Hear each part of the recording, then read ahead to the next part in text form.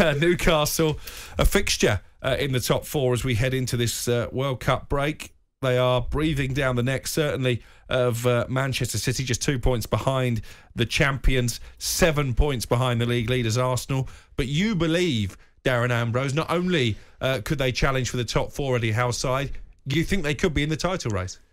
I do, and it's hard for me to say actually, because I got a lot of friends from Newcastle, a lot of like real big supporters of Newcastle, and I know they just love having their football club back. They love having they're proud to support their football club. You see St James's Park, the atmosphere is outstanding because they've got their club back.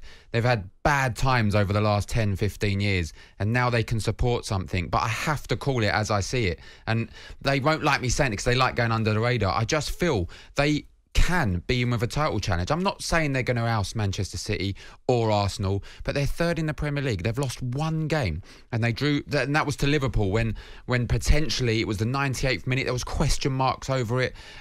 So that's the only game they've lost this season. They are the teams the so-called teams that should be around them: Fulham's, Brentford's, Aston Villa, Southampton. I mean, Fulham 4-1, Brentford 5-1. Southampton 4-1, Aston Villa 4-0. They're demolishing teams like that. And the teams that are the perceived top teams, the top six, top four, they're making look average. They made Spurs look average at the Tottenham Hotspur Stadium.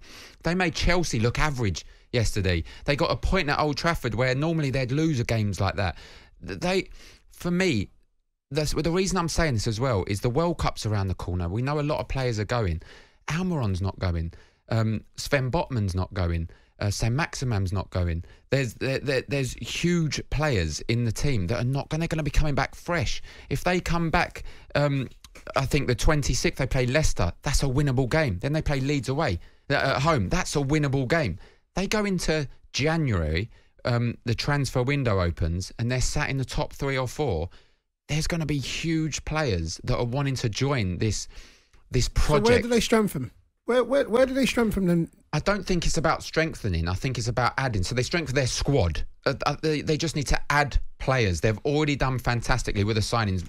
We can go through them more if we wanted. Dan Burn, Trippier, Sven Botman, Guimaraes, the superstar that he is now.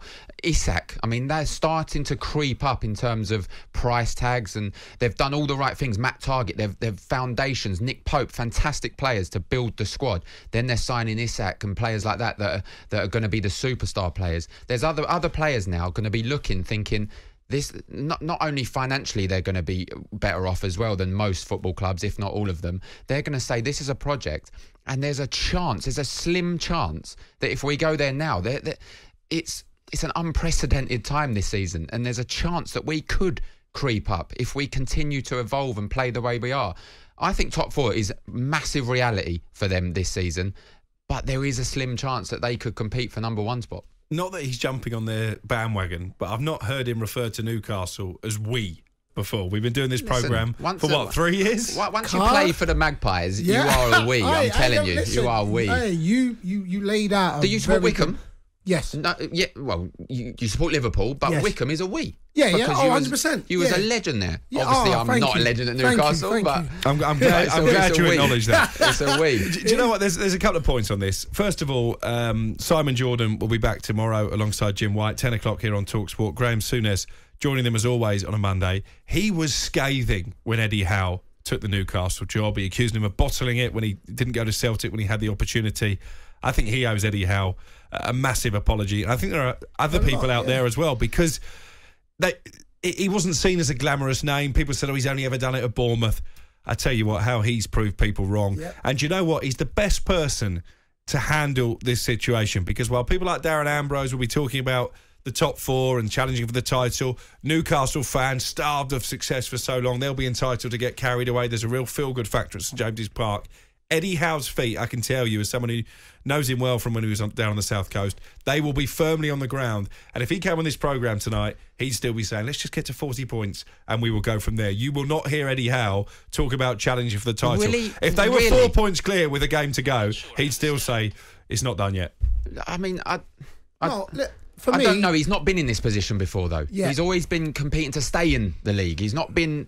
Actually, we are up there. I'd love to get him on. We'll get Eddie. Like, we'll get him. Like, I bet you can't get him to say they're even in the top you'll 4 never race, get- let alone the but this is championship what I'm race. saying. No, that's You not won't what get I'm trying to most say. managers say that. Exactly. So whatever he puts out there is what he puts out there. But he will be, and you've seen the confidence that he's now fused into his team on the training ground behind closed doors in a mentality going forward. He'll put out there and he'll put the ream and he will hold expectations out there, because that's what happens. Expectation loves to be able to grant and be able to, like we say, take your feet off the ground. But he'll constantly keep them grounded, but he'll also be saying, nah, man, look, we can do this. You know what I'm saying? He won't be saying we can win the league, but he'll probably be saying, listen, we can do it. On our day, we can match anybody. They drew 3-3 with City. On our day, we can match, and we keep saying momentum's a powerful thing. Yep. And they are winning. I think they've got the best run in the league at the moment. Yep. 5 wins in a row, another clean. That's what he'll be saying to them. He'll be saying we can do this. No one would be expecting them to sat in 3rd place now.